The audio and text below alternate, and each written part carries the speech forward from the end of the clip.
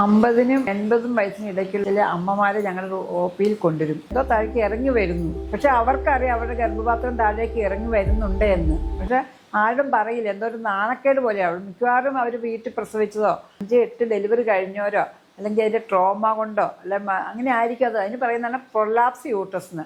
Prolapse യൂട്രസിൻ്റെ കൂടെ തന്നെ മൂത്രസഞ്ചിയും ഗർഭപാത്രവും ഒന്നിച്ചിങ്ങനെ slide ചെയ്താണ് ഇറങ്ങി വരുന്നത്. അപ്പം മൂത്രസഞ്ചിയും കൂടി ഇറങ്ങി വരുന്നത് കൊണ്ട് അത് പൗച്ച് പോലെ യൂറിൻ കെട്ടിക്കിടന്നിട്ട് അവർക്ക് ഇടയ്ക്കിടയ്ക്ക് മൂത്രത്തിൽ പഴുപ്പ് വരും, മൂത്രം അറിയാതെ പോകും. അതുപോലെ എന്തോ തള്ളി വരുന്ന പോലെ തോന്നും. ഈ മലദ്വാരത്തിനോട് അടുത്തായതുകൊണ്ട് ചിലപ്പം വയറ്റിൽ നിന്ന് പോകാതെ ക്രോണിക് കോൺസ്റ്റിപ്പേഷൻ ആകും. ഇതിൻ്റെ കാരണം എന്താണ്?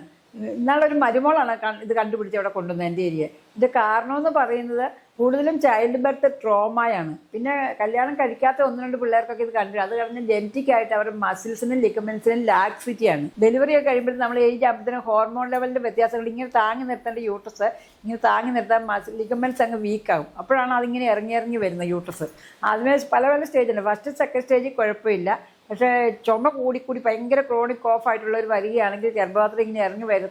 അത് കൂടുതലായിട്ട് ഇറങ്ങി വരും. അത് മലം പോയില്ലെങ്കിൽ മുക്കുന്നുകൊണ്ടും ഇറങ്ങി വരും. പിന്നെ അവർക്ക് സെക്സ് ഒരിക്കലും ഒട്ടും പറ്റത്തില്ല. എന്തോ തടഞ്ഞൊരു ബോൾ പോലെ അവിടെ ഇരിക്കുകയാണ്. ബോൾ ഇറങ്ങി വരുന്നതാണ് സാധാരണ പറയുന്നത്. അപ്പം നമ്മൾ ഇത് കണ്ടുപിടിച്ച് കഴിഞ്ഞാൽ ഇത് നമുക്ക് ട്രീറ്റബിൾ കണ്ടീഷനാണ്. ഒട്ടും പേടിക്കേണ്ടാത്തൊരു കണ്ടീഷനാണ്. നമ്മൾ ട്രീറ്റ് ചെയ്യുന്നില്ല അവർക്ക് അവരുടെ ജീവിതം ലാസ്റ്റ് ജീവിതം ഭയങ്കര അവിടെ പുറത്ത് കിടന്ന് അൾസർ വന്ന് മണം വന്ന് ഇൻഫെക്ഷൻ വന്ന് മൂത്രത്തിൽ പഴുപ്പെന്ന് അവർ ഒത്തിരിയും വിഷമിക്കേണ്ടതായിട്ട് വരും.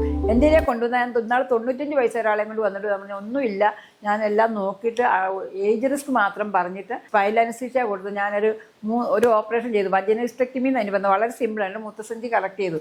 ആ അമ്മ എന്നെ കെട്ടിപ്പിടിച്ചു പറഞ്ഞു, മോളെ ഒന്ന് നേരത്തെ കണ്ടു കിട്ടിയില്ലല്ലോ, ഇത്രയും വർഷങ്ങൾ ഞാൻ സഹിച്ചല്ലോ എന്ന്. ഇതുപോലെ പല അമ്മമാർക്കും പറയാനുള്ള കാര്യങ്ങളാണിത്. ഇത് വളരെ സിമ്പിളാണ്. സെക്കൻഡ് തേർഡ് സ്റ്റേജ് ഉണ്ട്. ആ സ്റ്റേജുകളാണ് ഓപ്പറേഷൻ മാത്രമേ ഉള്ളൂ. ഇൻ കേസ് ഓപ്പറേഷൻ വയ്യാതെ ബെഡ് പേഷ്യൻ്റ് അല്ല ഹാർട്ട് പേഷ്യൻ്റ് ആണെങ്കിൽ നമ്മൾ റിംഗ് പെസറി ഇട്ട് കൊടുക്കും. അല്ലാത്തവർക്ക് റിംഗ് പെസറി ഇട്ട് കഴിഞ്ഞാൽ അതിൻ്റെ പ്രഷർ എഫക്റ്റ് ഉണ്ട്, അതിന് കോംപ്ലിക്കേഷൻസ് ഉണ്ട്. ഇട്ടാൽ തന്നെ 3 മാസം കൂടുമ്പോൾ പെസറി മാറ്റി കൊടുക്കണം. പിന്നെയും പറ്റാത്തവർക്കാണെങ്കിൽ നമ്മളത് കോൾപോക്ലീസിസ് എന്ന് പറയും. അതൊക്കെ വളരെ റെയറായിട്ട് ചെയ്യുന്ന കണ്ടീഷനാണ്. പക്ഷേ ഏറ്റവും ട്രീറ്റബിളായിട്ടും ഭയങ്കരമായിട്ട് സന്തോഷപ്രദമായിട്ട് ഞങ്ങളെ കണ്ടിട്ട് പോകുന്ന ഒരു കണ്ടീഷനാണ് ഈ പ്രൊലാപ്സിൻ്റെ ട്രീറ്റ്മെൻറ്റ്. ഒരു കാര്യമേ ഉള്ളൂ, നിങ്ങൾ ഡോക്ടറെ കാണണം, അത്ര മാത്രമേ ഉള്ളൂ.